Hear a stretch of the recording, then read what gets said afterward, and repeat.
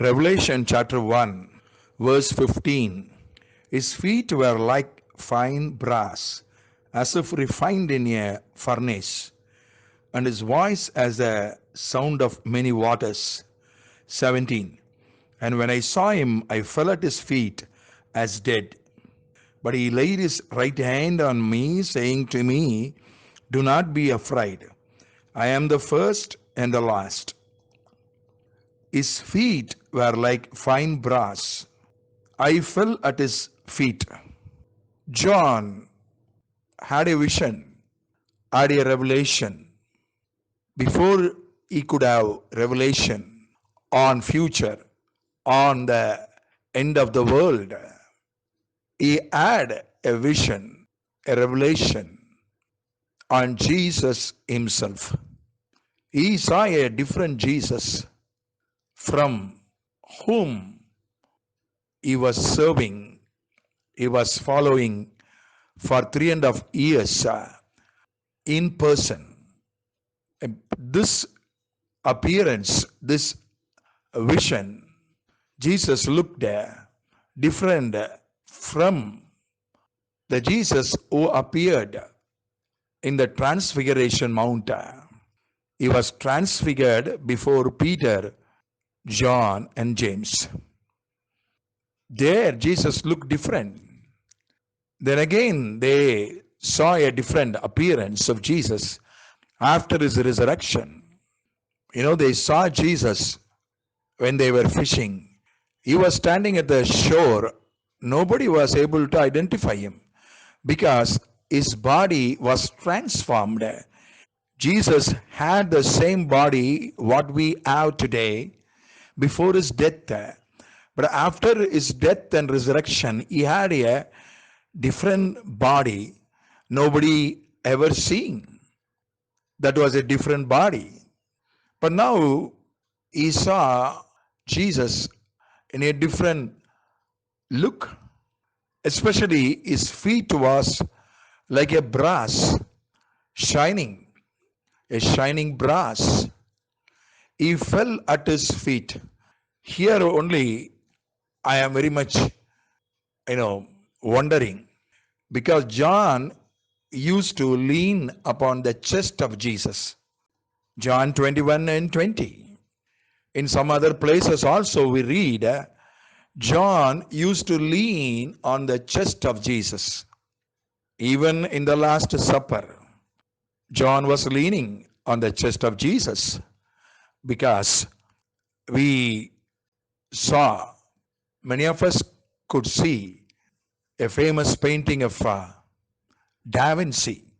In that Last Supper painting, John was seen leaning upon the chest of Jesus. Because he leaned on his chest, some people, they took it differently. They mistook it, misunderstood it, and they composed a different story. That story is called Da Vinci Code, a very famous novel, which is a blasphemy against Lord Jesus himself. It became a feature film later on. It was banned in India when it was released. Is leaning upon the chest of Jesus created many misunderstandings, created many wrong theories, created many lies. But he was very particular about leaning on Jesus. He introduced himself as a person who leaned on the chest of Jesus. But now, this time, in his matured, ripe age, he was very particular about the feet of the Lord Jesus. He fell at his feet. He never leaned on the chest of Jesus this time. But this time, he fell at the feet of Jesus like a dead man. What is special in the feet of Jesus? How it differs from the human feet? Nebuchadnezzar saw a dream. God gave him a revelation on the forthcoming empires of the world. We can find it in Daniel chapter 2. A statue he saw in the dream, statue. The head was gold, and shoulders and chest were silver, and thighs were brass, and the legs were iron. The feet were made of iron and clay mixed together. Iron and clay mixed together made the feet of that statue. So we read in Daniel 2 verses 43, iron and clay, they may mingle, they may not cling with one another, may not, stick.